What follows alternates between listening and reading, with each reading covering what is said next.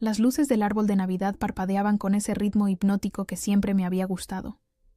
Pero esa noche cada destello parecía burlarse de mí. La sala estaba llena de gente, de risas, del sonido de copas brindando por un año que terminaba. Mi suegra, doña Mercedes, se movía entre los invitados como una reina en su corte, repartiendo abrazos y sonrisas calculadas.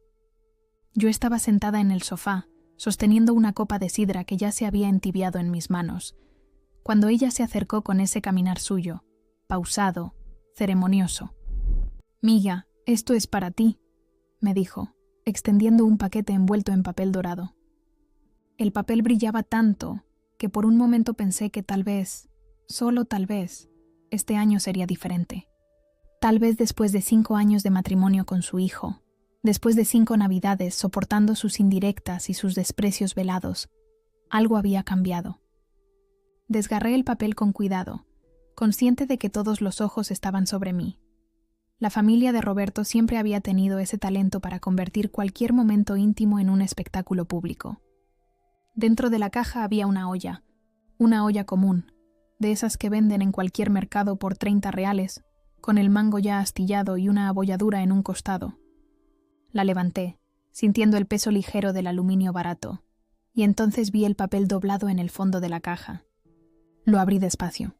Las palabras estaban escritas con esa letra perfecta de doña Mercedes, cada trazo una pequeña obra de arte destinada a herir, para que aprendas a cocinar como se debe y no nos sigas envenenando con tu comida, aunque dudo que hasta una olla nueva pueda salvarte. Con cariño, Mercedes. Sentí como el calor me subía por el cuello, como mis mejillas se encendían mientras el silencio se espesaba en la habitación. Alguien tosió. Alguien más intentó reírse, una risa nerviosa que murió antes de nacer. Levanté la vista y encontré los ojos de mi suegra clavados en mí, brillantes de satisfacción apenas contenida. Estaba disfrutándolo. Cada segundo de mi humillación era un regalo que ella misma se había dado. «Es un chiste, mujer», dijo finalmente, rompiendo el silencio con esa voz suya que pretendía ser ligera pero que arrastraba veneno. «No te lo tomes tan en serio. Dios mío, qué sensible eres». Forcé una sonrisa. ¿Qué otra cosa podía hacer? Asentí, murmuré un «gracias», que me raspó la garganta al salir, y coloqué la olla sobre mis rodillas como si fuera un tesoro invaluable. Pero entonces, como si la humillación no hubiera sido suficiente, doña Mercedes se volvió hacia el otro lado de la sala. «Valeria, mi amor, ven acá». Valeria, la amiga de Roberto, o eso era lo que él insistía en llamarla, aunque yo sabía reconocer la manera en que ella lo miraba, cómo sus dedos se demoraban demasiado en su brazo cuando reía, cómo encontraba cualquier excusa para aparecer en nuestra casa. Era alta, de esas mujeres que parecen haber nacido sabiendo cómo moverse, cómo vestirse, cómo ocupar un espacio y hacer que todos volteen a verla. Esa noche llevaba un vestido rojo que seguramente costaba más que mi ropa de todo el año. Se acercó con esa sonrisa suya, toda dientes blancos y confianza, y doña Mercedes sacó de debajo del árbol una caja pequeña, envuelta en papel plateado con un moño de terciopelo. Incluso el envoltorio gritaba lujo. Valeria la abrió con esa falsa modestia de quien está acostumbrada a recibir cosas hermosas, y cuando levantó el collar, la sala entera pareció exhalar al unísono. Era precioso, delicado. Una cadena de oro blanco con un dije de esmeralda que atrapaba la luz y la devolvía multiplicada. El tipo de joya que una mujer usa una vez y nunca olvida. El tipo de joya que yo jamás tendría. «May, doña Mercedes, es demasiado», dijo Valeria, pero ya se lo estaba poniendo, ya estaba girando para que todos pudieran admirarlo. Y todos lo hicieron. Los elogios llovieron como confeti. «Eso no es todo», continuó mi suegra, claramente encantada con la atención. «También te reservé esa semana en Cancún que tanto querías. Ya está todo pagado, mi niña. Te lo mereces, una semana en Cancún. Todo pagado. Para la amiga de mi marido». Mientras yo recibía una olla abollada y una nota que me decía que era una inútil, busqué a Roberto con la mirada. Estaba apoyado contra la pared, con una cerveza en la mano, viendo la escena como si fuera una telenovela que no le interesaba particularmente. Nuestros ojos se encontraron por un segundo, solo uno, y él se encogió de hombros. Un gesto pequeño. casi imperceptible, pero que gritaba más que cualquier palabra. ¿Qué quieres que haga? Esa noche aprendí algo importante. Aprendí que la humillación tiene un sabor particular, metálico y amargo, que se queda pegado en la boca durante horas. Aprendí que el silencio de las personas que se supone deben defenderte duele más que las palabras crueles de quienes te atacan. Y aprendí que hay un punto, un momento exacto, en que algo dentro de ti simplemente se quiebra. Pero no de la manera en que ellos esperaban. No lloré, no me levanté gritando, no hice una escena. Me quedé sentada en ese sofá, con la olla barata en mi regazo, viendo cómo Valeria se pavoneaba con su collar nuevo, escuchando cómo todos la felicitaban, sintiendo cómo el peso de mi propia insignificancia me aplastaba contra los cojines. La fiesta continuó. La música volvió a sonar. Las conversaciones se reanudaron. Y yo me volví invisible, que era exactamente lo que doña Mercedes había querido desde el principio. Hacerme desaparecer sin que nadie notara que alguna vez estuve ahí. Cuando finalmente pude escapar a la cocina con la excusa de traer más hielo, me quedé parada frente al refrigerador, con la puerta abierta dejando que el aire frío me golpeara la cara. Sentía las manos temblar, pero no de tristeza. Era algo diferente. Algo más oscuro, más denso, que se enroscaba en mi pecho y me apretaba las costillas. Escuché pasos detrás de mí. Era Roberto. «Ya sabes cómo es mi mamá», dijo, y había cansancio en su voz, como si yo fuera la que estaba siendo difícil. Y siempre ha tenido ese sentido del humor. No es personal, como si regalarme una olla rota mientras le daba joyas a su amiga no fuera un mensaje tan claro como un grito. Me volteé para mirarlo, buscando algo en sus ojos, cualquier rastro del hombre del que me había enamorado. Pero solo encontré incomodidad, el deseo de que esto pasara rápido para poder volver a la fiesta. «Está bien», le dije, porque ya no tenía energía para pelear. Ya no tenía energía para rogar por el respeto que debería haber sido mío por derecho. Regresé a la sala. Me senté nuevamente. Vi cómo las horas pasaban con una lentitud cruel. Y cuando finalmente todos se fueron, cuando la casa quedó en silencio y las luces del árbol se apagaron, me quedé sola en la cocina, con esa olla sobre la mesa, brillando bajo la luz fluorescente como una acusación. La toqué con la punta de los dedos. 30 reales. Tal vez menos. Ese era mi valor en esa familia. Ese era el lugar que ocupaba en el corazón de mi esposo. Una olla barata con un mensaje cruel. Pero mientras la miraba, sintiendo cómo la rabia se enroscaba más y más fuerte en mi interior, también sentí algo más. Algo frío y claro como el hielo. Una certeza. Esta humillación no quedaría sin respuesta. No gritaría, no lloraría, pero tampoco olvidaría. Y esa noche, por primera vez en 5 años, empecé a planear mi libertad. Roberto se durmió antes de que yo terminara de lavarme los dientes. Lo escuché roncar suavemente desde el otro lado de la puerta del baño. Ese sonido que antes me parecía tierno y ahora solo me recordaba cuán fácil era para él desconectarse de todo. De mí, de lo que había pasado, de la humillación que aún me ardía en la piel como una quemadura que no termina de sanar. Me metí en la cama con cuidado de no despertarlo, aunque sabía que nada lo despertaría. Roberto dormía como los que tienen la conciencia tranquila, o como los que simplemente han decidido que ciertas cosas no merecen su preocupación. Yo era una de esas cosas. El techo se extendía sobre mí como un lienzo en blanco donde mi mente proyectaba, una y otra vez, cada detalle de la noche. La sonrisa de doña Mercedes cuando me entregó ese paquete, el brillo en sus ojos cuando vio mi cara al abrir la olla, la forma en que Valeria había pasado sus dedos por el collar, como acariciando algo que siempre había sido suyo. Y Roberto, mi esposo, mirando todo desde su rincón como un espectador aburrido de una obra que no había elegido ver. Me levanté. No podía estar ahí, en esa cama, al lado de un hombre que no había dicho una sola palabra en mi defensa. Caminé descalza por el pasillo, sintiendo el frío de las baldosas trepar por mis pies. La casa estaba sumida en esa oscuridad particular de las madrugadas, cuando todo parece más pesado, más real. Llegué a la cocina y ahí estaba, la olla. La había dejado sobre la mesa porque no sabía qué más hacer con ella. ¿Guardarla? ¿Tirarla? Ambas opciones me parecían una forma de aceptar lo que había pasado, y yo aún no estaba lista para eso. Me serví un vaso de agua y me senté frente a ella. En la superficie abollada del aluminio vi mi reflejo distorsionado, una versión borrosa de mí misma que parecía tan perdida como me sentía. Tomé la nota que aún estaba dentro y la leí de nuevo, aunque ya me la sabía de memoria. Cada palabra era un pequeño cuchillo. Para que aprendas a cocinar como se debe, como si 5 años de preparar sus comidas favoritas, de levantarme temprano los domingos para hacer el desayuno que le gustaba a Roberto, de aprender las recetas de su abuela para intentar ganarme un lugar en esa familia, no hubieran significado nada. Con cariño, Mercedes. Qué ironía más cruel.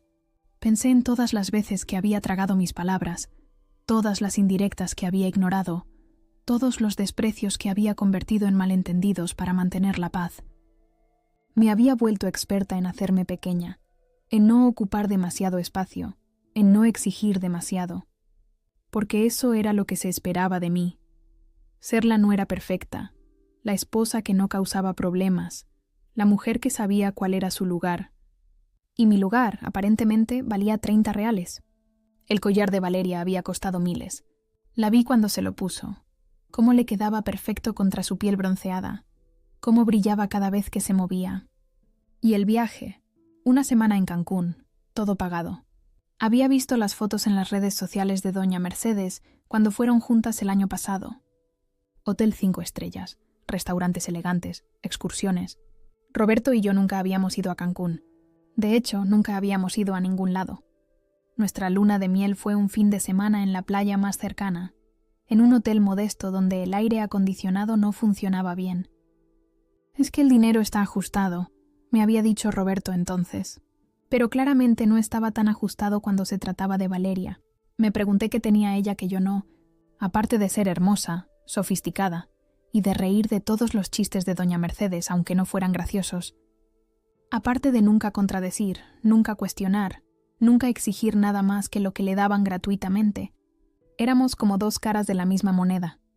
Ella recibiendo todo lo que yo había rogado en silencio. Las lágrimas llegaron sin aviso, bajando por mis mejillas sin sonido. No eran lágrimas de tristeza, al menos no solo eso. Eran de rabia, de impotencia, del tipo de dolor que te hace sentir que algo dentro de ti se está rompiendo en pedazos tan pequeños que nunca podrás volver a armarte. Lloré ahí, sola en esa cocina, con la olla barata como único testigo de mi derrumbe. Y cuando no me quedaron más lágrimas, cuando mis ojos quedaron secos y adoloridos, algo cambió. No sé cómo explicarlo. Fue como si todo ese dolor, toda esa humillación, toda esa rabia, se condensara en algo más sólido, más frío, más peligroso. Me limpié la cara con el dorso de la mano y miré la olla de nuevo. Pero esta vez no vi una humillación. Vi evidencia, prueba concreta de cómo me veían, de cuánto valía yo en sus ojos.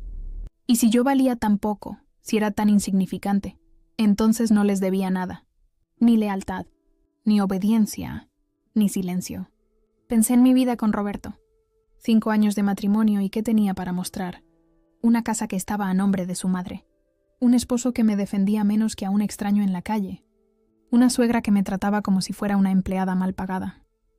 Y ahora esto. Este regalo que era un insulto disfrazado de broma. Recordé las veces que había querido trabajar, estudiar algo, tener mi propio dinero. No es necesario, me decía Roberto siempre. Yo te mantengo. ¿Para qué quieres trabajar? Y yo, estúpida de mí, había pensado que era porque me amaba, porque quería cuidarme. Ahora entendía que era control. Mantenerme dependiente, mantenerme sin opciones. Pero ellos no sabían algo. Antes de casarme, mi padre me había dejado un pequeño terreno en el pueblo. Nada ostentoso, solo un pedazo de tierra con una casita vieja que habíamos alquilado durante años. El dinero iba directamente a una cuenta que yo había abierto antes del matrimonio. Una cuenta que Roberto ni siquiera sabía que existía. No era mucho, pero era mío. Completamente mío. También estaba la participación en el negocio familiar. Cuando nos casamos, doña Mercedes había insistido en que firmara unos papeles. Es solo formalidad, había dicho. Pía para proteger el patrimonio familiar. Yo había firmado sin leer mucho, confiando en que Roberto no dejaría que su madre me estafara. Pero ahora me preguntaba qué decían exactamente esos documentos, qué derechos había firmado sin saberlo. Me levanté y fui al estudio. Roberto guardaba todos los papeles importantes en un archivero viejo que había heredado de su padre. Nunca lo cerraba con llave porque, según él, en una familia no había secretos. Qué ingenuo, o qué arrogante. Encendí la lámpara del escritorio y empecé a buscar. Encontré contratos, escrituras, documentos bancarios. Y ahí, en una carpeta marcada con mi nombre, estaban los papeles del matrimonio y los del negocio. Me senté y empecé a leer, realmente leer por primera vez. 2 horas después, cuando el cielo empezaba a aclararse con los primeros indicios del amanecer, tenía una imagen mucho más clara de mi situación. Y no era tan mala como había pensado. De hecho, había cosas interesantes, muy interesantes. Resultaba que, por ley, yo tenía derecho a la mitad de todo lo que se había adquirido durante el matrimonio. Y aunque la casa estaba a nombre de doña Mercedes, había una propiedad que Roberto había comprado hacía 3 años, durante nuestro matrimonio, que legalmente era mitad mía. Una propiedad que, según los documentos bancarios, generaba ingresos mensuales considerables por renta. También descubrí que mi nombre aparecía como cotitular en 2 cuentas bancarias que yo no recordaba haber autorizado. ¿Había firmado algo sin leer? Probablemente. Pero el hecho era que ahí estaba mi nombre, con los mismos derechos de acceso que Roberto. Guardé todo cuidadosamente, dejando cada papel exactamente donde lo había encontrado. Apagué la luz y regresé a la cama justo cuando Roberto empezaba a moverse. Se dio la vuelta, me echó un brazo por encima sin despertar realmente y siguió durmiendo. Pero yo ya no podría dormir, porque por primera vez en 5 años, en lugar de sentirme atrapada, empezaba a ver salidas. En lugar de sentirme impotente, empezaba a ver poder. Un poder que había estado ahí todo el tiempo, esperando a que yo tuviera el coraje de tomarlo. La olla barata seguía en la cocina, sobre la mesa, brillando en la penumbra del amanecer. Pero ya no me parecía una humillación. Me parecía un recordatorio, un símbolo de cuánto me habían subestimado, y esa subestimación sería su perdición. El teléfono sonó a media mañana, cuando Roberto ya se había ido a trabajar y yo estaba sentada en el comedor con una taza de café que se había enfriado mientras miraba por la ventana sin ver realmente nada. 3 días habían pasado desde la Navidad, 3 días en los que había actuado con normalidad perfecta, preparando desayunos, limpiando la casa, sonriendo cuando era necesario. Nadie habría notado que algo había cambiado, pero todo había cambiado. Vi el nombre en la pantalla, Tony Suegra. Así la tenía guardada en mi teléfono, sin el doña ni el nombre completo, solo esa palabra clínica que describía nuestra relación exactamente como era. Una obligación, un lazo legal pero no del corazón. Dejé que sonara 2, 3, 4 veces antes de contestar. No por hacerme la interesante, sino porque necesitaba prepararme. Respiré hondo y deslicé el dedo para aceptar la llamada. ¿Bueno? Ay, mija, qué bueno que contestas. Su voz sonaba diferente. No tenía ese tono autoritario de siempre, esa seguridad que arrastraba cada palabra. Había algo tembloroso en ella, algo casi suplicante. Necesito hablar contigo. Aquí estoy. Un silencio. Podía escucharla respirar del otro lado, buscando las palabras. Doña Mercedes, que nunca en su vida había tenido problemas para decir exactamente lo que pensaba, ahora estaba luchando por formar una frase. «Es sobre el regalo de Navidad», dijo finalmente. «La olla. ¿Qué pasa con ella?» Mantuve mi voz neutra, casi aburrida, aunque mi corazón empezaba a acelerarse. «Bueno, es que yo creo que tal vez te lo tomaste muy a pecho. Ya sabes cómo soy yo, siempre con mis bromas. No pensé que fueras a molestarte tanto». Bromas. Qué palabra tan conveniente para disfrazar la crueldad. No me molesté, mentí suavemente. Fue un regalo muy significativo. Otro silencio. Más largo esta vez. Podía imaginarla en su casa grande, esa casa donde yo nunca había sido realmente bienvenida, probablemente caminando de un lado a otro como hacía cuando estaba nerviosa. Me la imaginé con el ceño fruncido, tratando de descifrar si mi respuesta había sido sincera o sarcástica. «Vamira, Carolina», continuó, y el hecho de que usara mi nombre en lugar de «mija» o cualquiera de esos términos falsos de cariño, me dijo que estaba realmente preocupada. Sé que tal vez la nota fue un poco fuerte, Pero es que tú sabes que yo soy así, muy directa. A veces se me pasa la mano. Y bueno, algunas personas en la familia me han dicho que tal vez fui muy dura contigo. Que no estuvo bien comparar tu regalo con el de Valeria. Pero es que Valeria, tú sabes, es como una hija para mí. La conozco desde niña. Ahí estaba. La justificación, la excusa. Como si el hecho de que conociera a Valeria desde niña explicara por qué me trataba como basura. Entiendo, dije, y lo decía en serio. Entendía perfectamente. ¿De verdad? Su voz se elevó con esperanza. Ay, mija, qué alivio.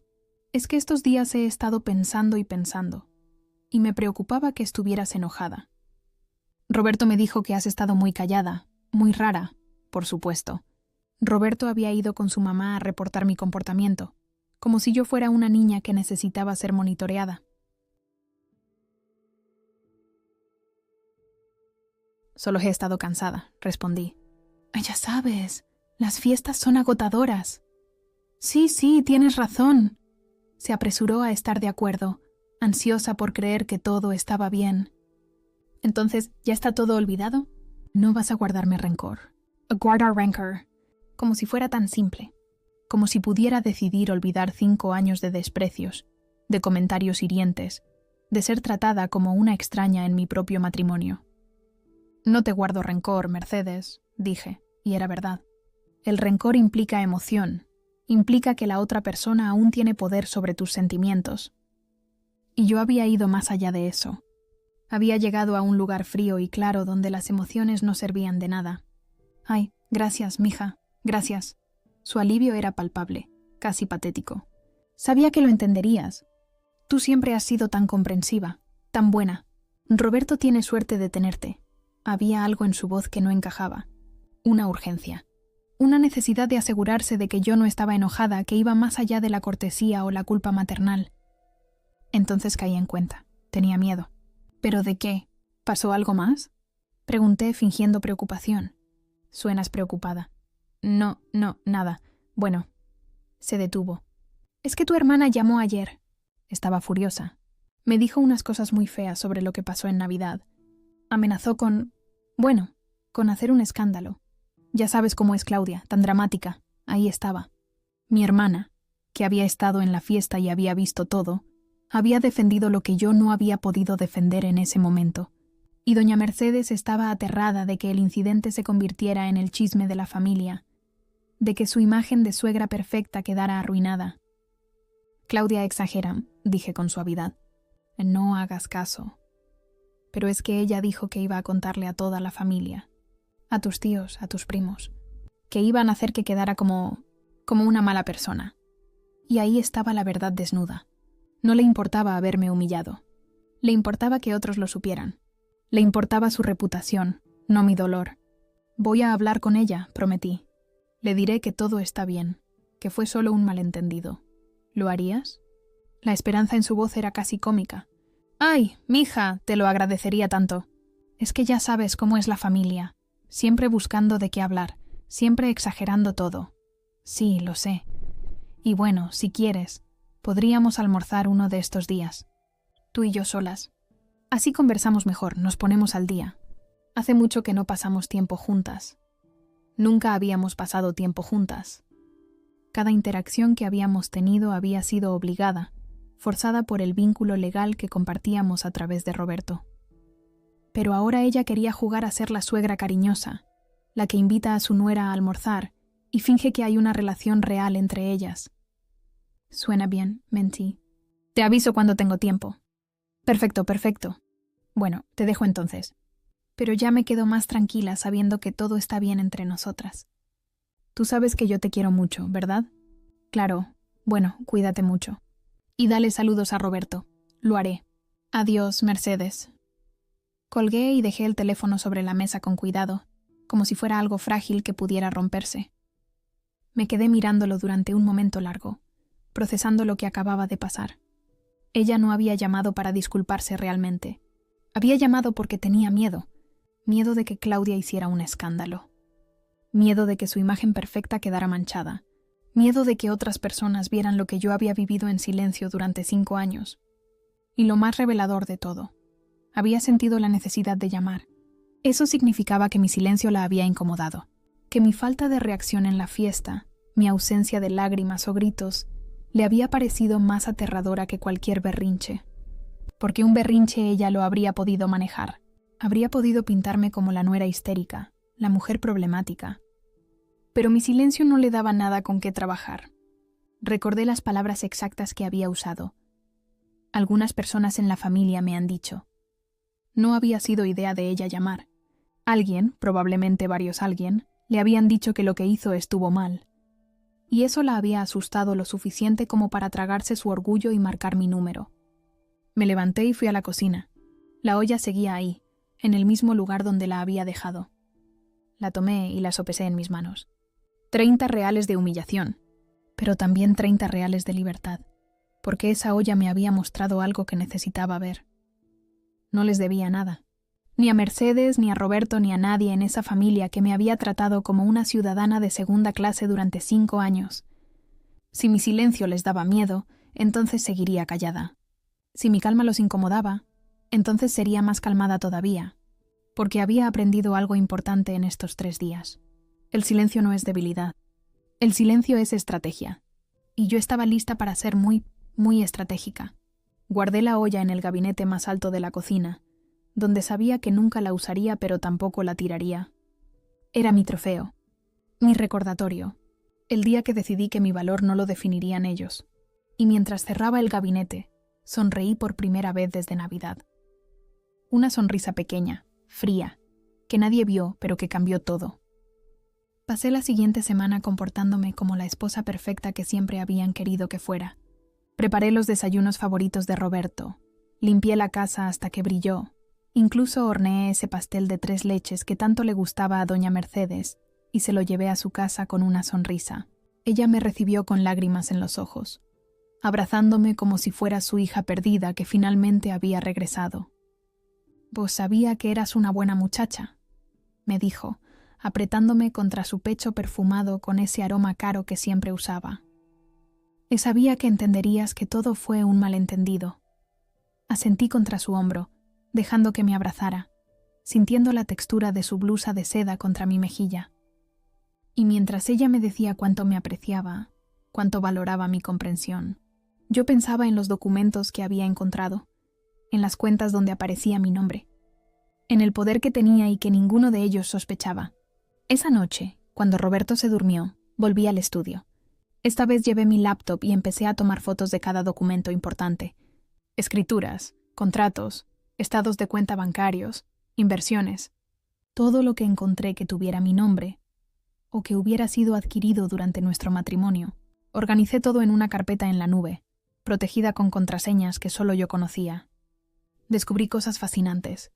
Por ejemplo, que la propiedad que Roberto había comprado hacía 3 años no solo generaba renta, sino que había aumentado su valor considerablemente. Según el último avalúo que encontré, valía casi el doble de lo que habían pagado por ella. La mitad de eso era legalmente mío. También encontré que mi nombre estaba en los papeles de 2 vehículos, el carro de Roberto y una camioneta que usaban para el negocio familiar.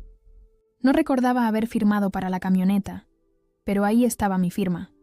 Probablemente me habían puesto a firmar un montón de papeles juntos y yo, confiada, había firmado sin leer. Pero lo más interesante fue una cuenta de inversiones. Roberto y doña Mercedes habían abierto una cuenta conjunta donde habían estado depositando dinero mensualmente durante los últimos 4 años. Una suma considerable. Y yo, como esposa de Roberto, técnicamente tenía derechos sobre la mitad de lo que él había aportado durante nuestro matrimonio. No era millonaria, no, pero tampoco era la mujer sin recursos que ellos creían que era. Sumando todo, mi terreno heredado, la mitad de la propiedad en renta, mi parte de las inversiones, más lo que me correspondería de los bienes matrimoniales, tenía suficiente para empezar de nuevo. Más que suficiente. Al día siguiente, mientras Roberto estaba en el trabajo, hice algo que había estado posponiendo durante años. Llamé a mi prima Leticia. Leticia era abogada especializada en derecho familiar, y aunque no éramos muy cercanas, sabía que podía confiar en ella. Había sido ella quien me había advertido, el día antes de mi boda, que leyera bien cualquier papel que me pusieran enfrente. «Carolina», dijo cuando contestó sorprendida. «Qué milagro que llames. Necesito tu ayuda», le dije directamente. «Necesito que revises unos documentos y me digas exactamente cuáles son mis derechos». Hubo una pausa. «¿Estás pensando en divorciarte?» «Estoy pensando en saber qué opciones tengo». «Tráeme todo lo que puedas. Copias, fotos, lo que sea. Mientras más información tenga, mejor podré asesorarte». Nos encontramos 2 días después en un café lejos de mi casa, lejos de cualquier lugar donde alguien de la familia pudiera vernos. Le entregué una memoria USB con todas las fotos de los documentos. Leticia la guardó en su bolso sin mirarla ahí. «Esto me va a tomar unos días», me advirtió. «Pero te diré exactamente cuál es tu situación legal». «Hay algo más», agregué, bajando la voz aunque estábamos solas en nuestra mesa. «No quiero que esto sea una guerra. No quiero gritos ni escándalos. Solo quiero salir limpiamente y llevarme lo que me corresponde». Leticia asintió lentamente. «Lo entiendo. Eso es posible, pero requiere estrategia. Movimientos cuidadosos». «Tengo tiempos», le dije. «No tengo prisa, pero tampoco voy a quedarme para siempre». Mientras esperaba el análisis de Leticia, empecé a hacer otros preparativos. Pequeños, invisibles. Abrí una cuenta bancaria nueva en un banco diferente donde Roberto y yo no teníamos cuentas. Empecé a separar mis documentos personales, mi acta de nacimiento, mi credencial de elector, mis certificados escolares, y los guardé en casa de mi hermana Claudia. «¿Qué está pasando?», y me preguntó Claudia cuando le llevé una caja con mis cosas. «Desde Navidad no ha sido la misma. Estoy despertando», le dije simplemente. Claudia me abrazó fuerte. «Era hora. Siempre supe que eras más fuerte de lo que todos pensaban». También empecé a buscar trabajo. Discretamente, por supuesto. Actualicé mi currículum. Contacté a viejas amigas que sabía tenían negocios propios. Exploré opciones. Tenía estudios en administración que había dejado incompletos cuando me casé con Roberto. Tal vez era tiempo de terminarlos. Cada noche, cuando Roberto llegaba del trabajo, yo tenía la cena lista y una sonrisa en el rostro. Hablábamos de su día, de los problemas en el negocio, de las quejas de su madre. Yo asentía. Comentaba en los momentos apropiados. Parecía la esposa atenta de siempre. Pero por dentro, con cada día que pasaba, me sentía más lejos. Como si estuviera viendo nuestra vida desde afuera, como si ya no fuera realmente parte de ella. Una semana después, Leticia me llamó. «Y necesitamos hablar. ¿Puedes venir a mi oficina?». Fui al día siguiente, diciéndole a Roberto que tenía cita con el dentista. Me senté frente al escritorio de Leticia y vi cómo extendía varios documentos frente a mí. «La situación es mejor de lo que pensabas», comenzó. «No tienes derechos sobre aproximadamente el 40% de los bienes adquiridos durante el matrimonio. La propiedad en renta es mitad tuya por ley. Las cuentas donde apareces como cotitular también. Y hay algo más», levantó un papel. «Este documento que firmaste cuando te casaste, el que doña Mercedes dijo que era solo formalidad. Resulta que te da participación en el negocio familiar. No mucha, pero la tienes, un 5%. Y ese 5% incluye poder de decisión en ciertas operaciones». Me quedé mirándola, sin entender completamente. «¿Qué significa eso?». «Significa que no pueden venderte ese 5% sin tu consentimiento. Y significa que tienes derecho a revisar las cuentas del negocio cuando quieras. Es una protección legal que, irónicamente, ella misma te dio sin darse cuenta». Sonreí. Por primera vez en días, una sonrisa real. «Entonces, ¿qué me recomiendas hacer?». Leticia se reclinó en su silla. «Depende de qué quieras. Si quieres divorciarte, puedes hacerlo y pelear por lo que te corresponde. Pero eso tomará tiempo y será desgastante. O empiezas a mover tus fichas ahora. Transfiere lo que puedas transferir. Asegura lo que puedas asegurar. Y cuando estés lista, cuando tengas todo en orden, entonces te vas. Rápido y limpio. ¿Cuánto tiempo me tomaría hacer eso? Si eres cuidadosa, si lo haces bien, unos 2 o 3 meses. Tal vez 4. 4 meses. 120 días de fingir, de sonreír, de ser la Carolina que ellos conocían mientras secretamente construía mi salida. Era tiempo suficiente. «Hagámoslo», le dije. Esa noche volví a casa y preparé la cena como siempre. Roberto llegó de mal humor. quejándose de que su madre había estado insoportable todo el día. Yo escuché, serví la comida, limpié después, y cuando finalmente nos fuimos a dormir, me acosté a su lado sintiendo que ya no compartíamos realmente una cama. Éramos dos extraños bajo las mismas sábanas. Miré hacia el techo en la oscuridad y pensé en la olla. Esa olla barata que seguía guardada en el gabinete de arriba. 30 reales. Ese había sido mi valor para ellos. Pero resulta que yo valía mucho más. No en dinero, aunque también había algo de eso. Valía más en dignidad, en autonomía, en la capacidad de reconstruirme. Y mientras Roberto roncaba suavemente a mi lado, yo empecé a planear. Paso por paso, movimiento por movimiento. La Carolina que ellos conocían estaba por desaparecer, y en su lugar nacería alguien nuevo. Alguien que nunca más dejaría que la midieran en reales o en regalos humillantes. Alguien libre. Los primeros movimientos fueron los más nerviosos. Leticia me había dado una lista de pasos a seguir, y cada uno requería precisión y timing perfecto. El primer día, mientras Roberto estaba en una reunión que sabía duraría horas, fui al banco donde teníamos la cuenta conjunta más grande. Llegué con una sonrisa amable y una identificación en regla. «Necesito hacer una transferencia», le dije al ejecutivo que me atendió.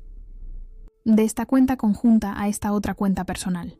No era todo el dinero. Eso habría sido demasiado obvio. Solo la mitad de lo que yo había contribuido durante los años, más un poco extra que Leticia me había asegurado, era legalmente mío por concepto de gastos del hogar que yo había cubierto. El ejecutivo procesó la transferencia sin hacer preguntas. Después de todo, mi nombre estaba en la cuenta con los mismos derechos que Roberto. La segunda semana, contacté al inquilino de la propiedad en renta. Era un señor mayor que llevaba años ahí y siempre pagaba puntual. Le expliqué que a partir del próximo mes, necesitaba que depositara la mitad de la renta en una cuenta nueva que yo le proporcionaría. ¿Hubo algún problema con los dueños?, me preguntó preocupado. Ningún problema, le aseguré con mi mejor sonrisa. Solo un cambio administrativo. El contrato sigue igual. Dudó un momento, pero finalmente aceptó. Después de todo, el contrato estaba a nombre de Roberto y mío. Yo tenía todo el derecho legal de hacer ese cambio. La tercera semana fue más delicada. Usé mi participación del 5% en el negocio familiar para solicitar una revisión de cuentas. Era mi derecho legal, pero sabía que causaría revuelo. Doña Mercedes me llamó 2 horas después de que enviara la solicitud formal a través del contador. «¿Qué es esto, Carolina?». Su voz había perdido toda pretensión de cariño. «¿Por qué estás pidiendo revisar las cuentas del negocio?». «De rutinario», respondí con calma. «Como accionista, aunque sea minoritaria, tengo derecho a saber cómo está la empresa». «¿Hay algún problema?». «¿Problema?». «No, no hay problema. Pero me parece muy extraño que después de 5 años de matrimonio, de repente te interese el negocio». «Nunca es tarde para aprender», dije dulcemente. «Roberto siempre dice que debería involucrarme más en las finanzas familiares». No pudo decir nada a eso. Colgó molesta, pero 2 días después tenía los estados financieros en mi correo electrónico. Los revisé cuidadosamente con Leticia y descubrimos algo interesante. El negocio estaba mejor de lo que Roberto y su madre habían hecho creer. Mucho mejor. Lo cual significaba que mi 5% valía más de lo que habían querido que yo pensara. Durante todo este tiempo, seguía siendo la esposa perfecta en casa. Cocinaba, limpiaba, sonreía. Roberto no notaba nada diferente, o si lo notaba, lo atribuía a que yo finalmente había madurado y aceptado mi lugar. Qué equivocado estaba. Valeria seguía apareciendo en la casa, ahora luciendo el collar que doña Mercedes le había regalado. Cada vez que la veía me preguntaba si sabía, si tenía idea de que ella era solo una inversión más para doña Mercedes, una pieza en su tablero de ajedrez. Probablemente no. Probablemente creía que el cariño era genuino. Un día, mientras preparaba café para Roberto y Valeria, que habían llegado juntos de una reunión de negocios, escuché parte de su conversación. «Tu mamá es tan generosa», decía Valeria. «Me está ayudando con el enganche para un departamento. Dice que es como una inversión en mi futuro». «Le caes muy bien», respondió Roberto. «Siempre dice que eres como la hija que nunca tuvo». Me quedé congelada detrás de la puerta de la cocina. La hija que nunca tuvo, como si yo no existiera, como si 5 años de intentar ganarme su aprobación no significaran nada. Pero ya no me dolió como antes. Ya no tenía ese poder sobre mí. Entré con las tazas de café y una sonrisa perfecta. «Aquí tienen», dije, y me retiré antes de que pudieran ver cualquier emoción en mi rostro. Al mes y medio de haber comenzado mi plan, ya había transferido la mayor parte de lo que me correspondía. Había consolidado mis documentos, asegurado mis fondos, incluso había encontrado un trabajo medio tiempo en una empresa de una amiga de la universidad. Le había dicho a Roberto que era voluntariado, y él ni siquiera había preguntado más. «Es bueno que te mantengas ocupada», me había dicho distraídamente, sin levantar la vista de su teléfono. También había empezado a buscar departamento. Nada ostentoso, solo algo mío. Un espacio donde pudiera respirar sin sentir el peso de sus expectativas, de sus juicios, de su indiferencia. Encontré uno pequeño pero luminoso, en un barrio que me gustaba. Hablé con el dueño y le expliqué que lo rentaría en 2 meses.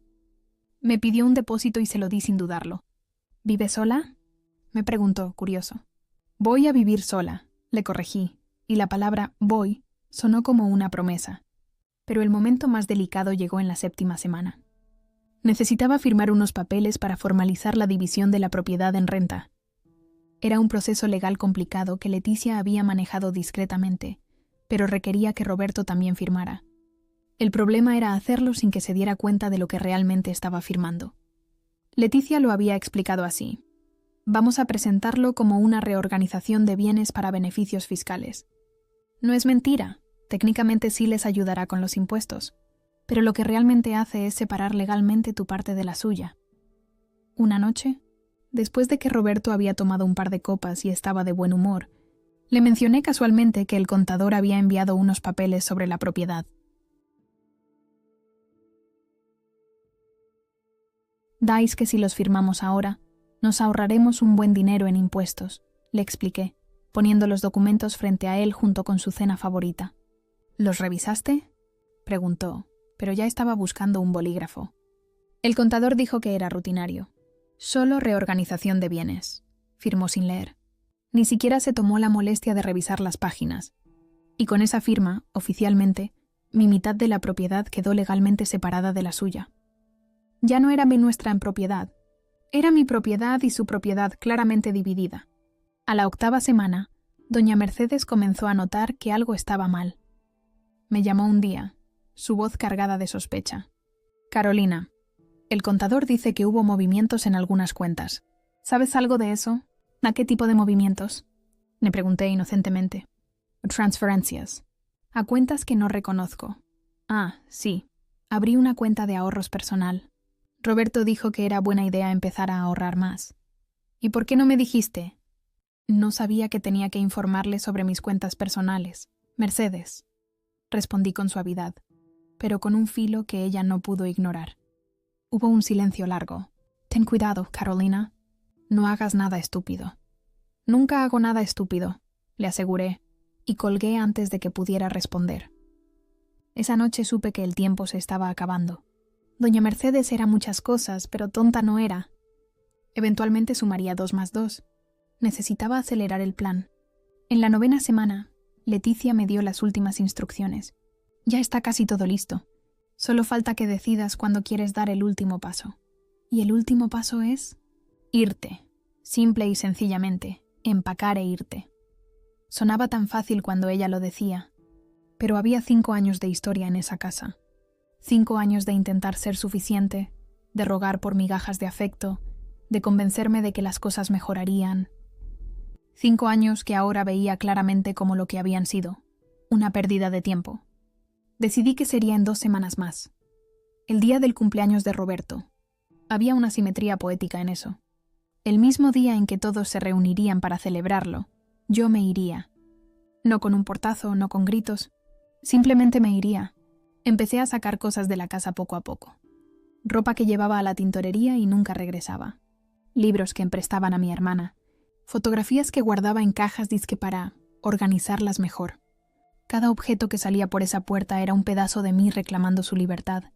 Roberto no notó nada. Estaba demasiado ocupado con el negocio, con su madre, con Valeria.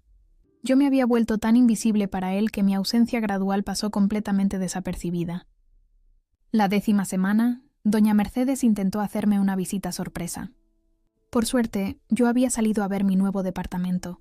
Cuando regresé, Roberto me dijo que su madre había estado ahí. Estaba muy extraña, comentó. Preguntando por ti, revisando la casa como si buscara algo. ¿Pasó algo entre ustedes? Nada en absoluto, mentí. Tal vez está estresada con el negocio. Pero yo sabía la verdad. Ella había empezado a sospechar. El reloj estaba corriendo más rápido ahora. Ya casi era hora. El día del cumpleaños de Roberto amaneció con un sol brillante que parecía burlarse de lo que estaba por venir. Me levanté temprano, como siempre, y preparé el desayuno. Huevos revueltos, pan tostado, café cargado exactamente como le gustaba. Lo vi comer mientras revisaba su teléfono, ajeno a que esta sería la última vez que yo cocinaría para él. Mi mamá quiere que vayamos a cenar a su casa esta noche, dijo sin levantar la vista. Invitó a toda la familia. Va a ser algo grande. Claro, respondí, untando mantequilla en mi pan. ¿A qué hora quieres que estemos allá? A las 8. Y ponte algo bonito, ¿sí? Ya sabes cómo es mi mamá con esas cosas, asentí. Por supuesto que sabía cómo era su mamá. Después de 5 años, la conocía mejor que él mismo. Roberto se fue al trabajo con un beso distraído en mi mejilla. Cuando la puerta se cerró detrás de él, me quedé parada en el centro de la sala, escuchando el silencio de la casa. Nuestro hogar, excepto que nunca había sido nuestro hogar. Siempre había sido la casa donde yo vivía prestada, una invitada que se había quedado demasiado tiempo. Llamé a Claudia. «Es hoy», le dije simplemente. «¿Estás segura?» «Más segura que nunca». «Voy para allá». Mi hermana llegó 1 hora después con su camioneta. Entre las dos, empezamos a sacar las pocas cosas que aún quedaban mías en esa casa. No era mucho. La mayor parte ya la había ido moviendo discretamente durante las últimas semanas. Ropa, algunos libros, fotografías de mi familia. Nada de lo que habíamos comprado juntos. No quería nada que me atara a estos 5 años. En el closet, al fondo, encontré el vestido de novia. Colgado en su bolsa de plástico, preservado como si fuera un tesoro. Lo miré durante un largo momento. La mujer que había usado ese vestido ya no existía. Se había desvanecido gradualmente, sofocada por los desprecios, aplastada por la indiferencia, hasta que una noche de Navidad recibió una olla barata y finalmente despertó. Lo dejé ahí, que se quedara colgado en ese closet como un fantasma de lo que pudo haber sido, pero nunca fue.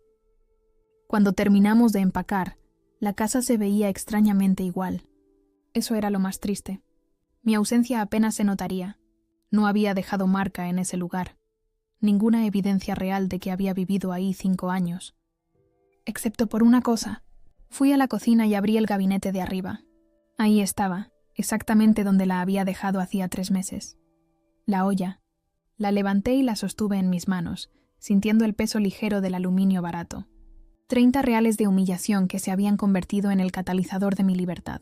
¿Vas a llevártela?, preguntó Claudia, que me había seguido. Negué con la cabeza. No, esta se queda. Es su regalo, no el mío. La coloqué en el centro de la mesa de la cocina, justo donde había estado la noche de Navidad.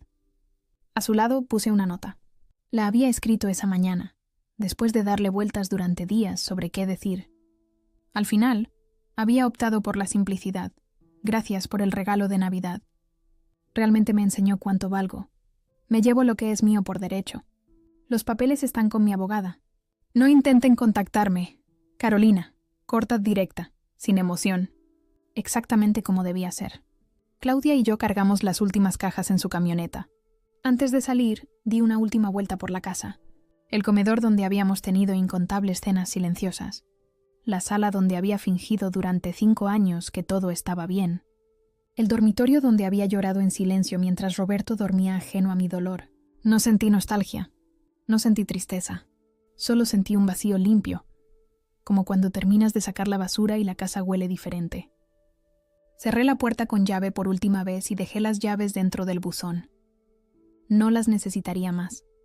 Esa tarde, mientras Roberto trabajaba y su familia preparaba la fiesta sorpresa, yo estaba en mi nuevo departamento desempacando cajas.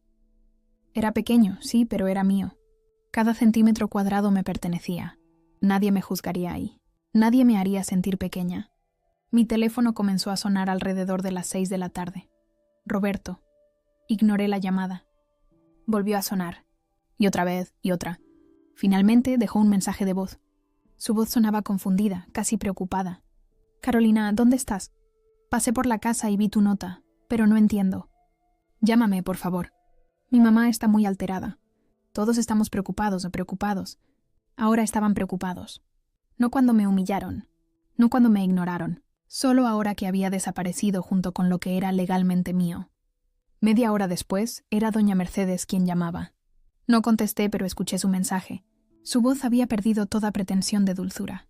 Era puro veneno. No sé qué crees que vas a lograr con esto, Carolina. Pero no puedes simplemente llevarte lo que no es tuyo.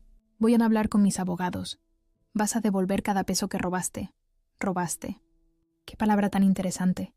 Como si lo que me había llevado no fuera legalmente mío. Como si los 5 años de mi vida que había invertido en esa familia no valieran nada. Leticia me había advertido que esto pasaría. Y van a intentar asustarte, me había dicho. Van a amenazar con abogados y demandas. Pero todo lo que tomaste es tuyo por derecho. Tenemos los documentos que lo prueban. Bloqueé sus números. A ambos. No necesitaba escuchar sus amenazas ni sus súplicas. Esa etapa de mi vida había terminado. Los días siguientes fueron extraños. Silenciosos. Por primera vez en 5 años, no tenía que despertar pensando en qué cocinar, qué limpiar, a quién complacer. Me despertaba cuando quería, comía lo que quería, veía las películas que me gustaban sin tener que negociar. Claudia venía a visitarme seguido, trayendo café y chisme familiar. Me contó que doña Mercedes había tenido que cancelar la fiesta de cumpleaños porque Roberto estaba demasiado alterado para celebrar. Que había ido a casa de mis padres exigiendo que me convencieran de regresar. Que mi papá, que siempre había sido un hombre callado, le había dicho que si yo me había ido era porque tenía razones de sobra. Deberías haber visto su cara, me dijo Claudia riendo. Estaba furiosa. Creo que por primera vez en su vida alguien le cerró la puerta en la cara. También me contó que habían revisado las cuentas del negocio y descubierto todos los movimientos que yo había hecho. Que doña Mercedes había ido con su abogado, pero que éste le había confirmado que todo era legal.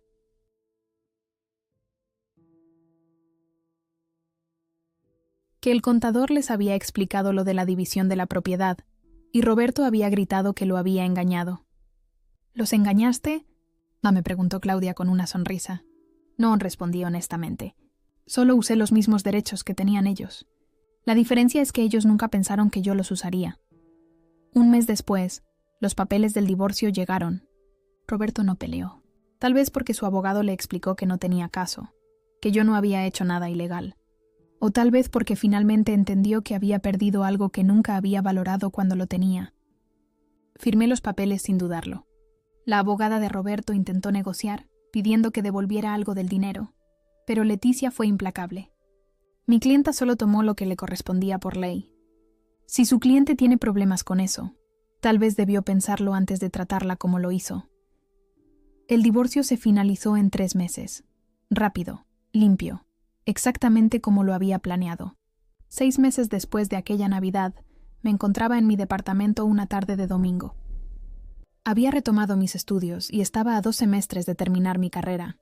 El trabajo de medio tiempo se había convertido en uno de tiempo completo con un salario decente.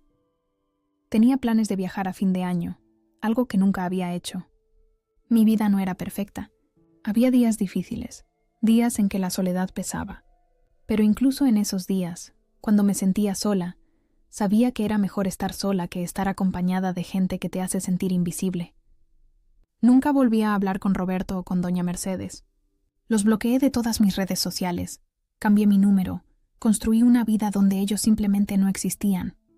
Según Claudia, Valeria seguía apareciendo en las reuniones familiares, luciendo su collar. Bienvenida fuera. Ella podía quedarse con el lugar que yo nunca realmente había ocupado. A veces pensaba en la olla. Me preguntaba si Roberto la había tirado o si todavía estaba ahí, en algún rincón de la casa, acumulando polvo.